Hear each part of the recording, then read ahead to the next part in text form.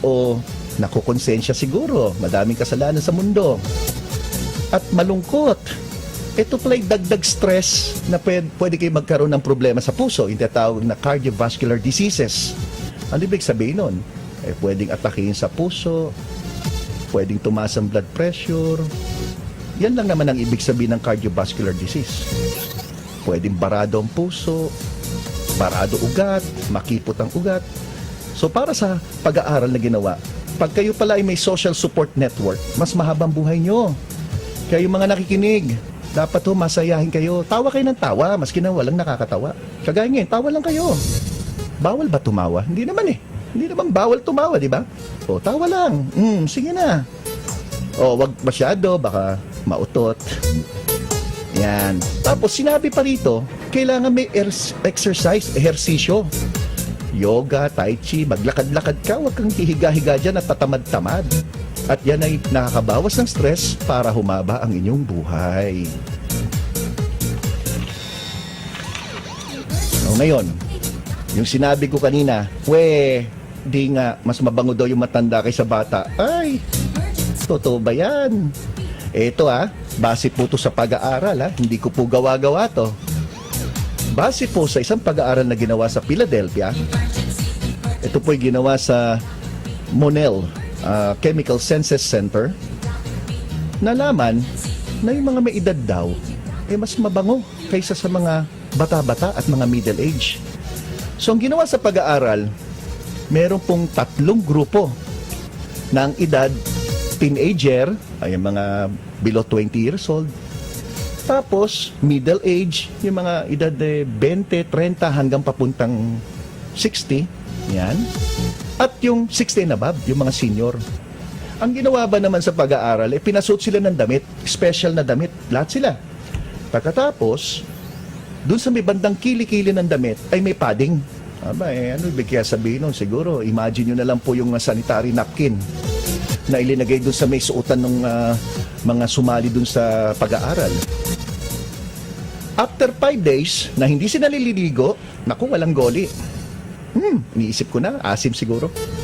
Pero after 5 days, pinahubad yung damit at inumpisa na yung obserbasyon.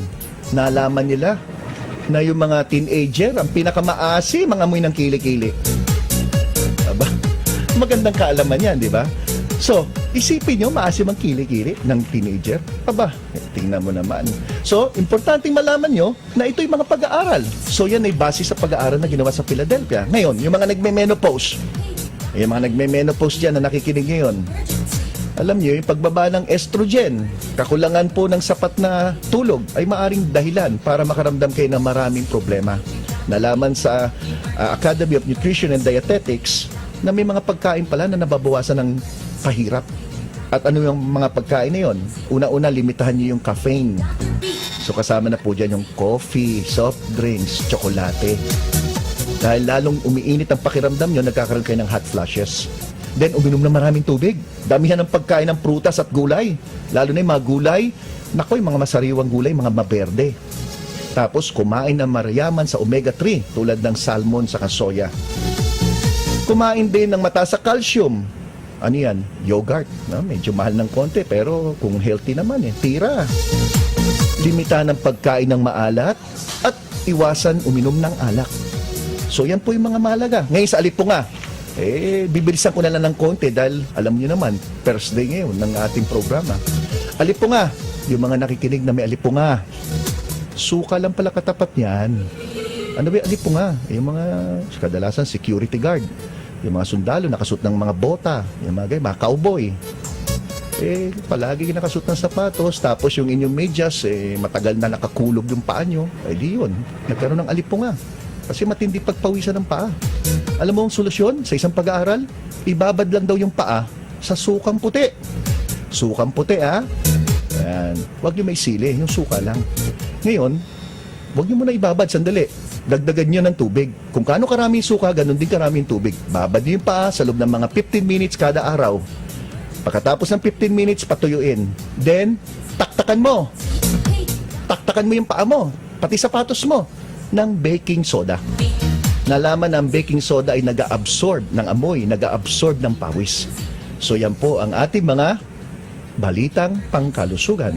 So, tutok lang kayo. Sa pagbabalik natin, pag-uusapan na natin seminar on air. Topic natin ay tungkol po sa dengue.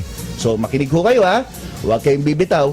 Saka makinig po kayo sa mga commercial natin.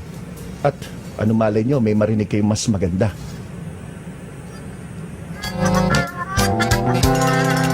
Dok, napasukan ng daga ang bunganga ko. Paano nangyari? Lasing na lasing po ako kagabi. Nakanganga po ako eh.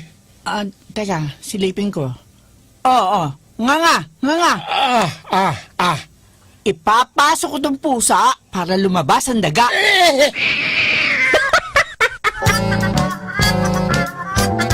Dr. Gary C. ang ating gabay sa kalusugan. So, ang pag-uusapan natin ngayon sa seminar on air ay tungkol po sa dengue. Dengue! Yan, mas sosyal, no? Dengue! Parang baklang lamok to.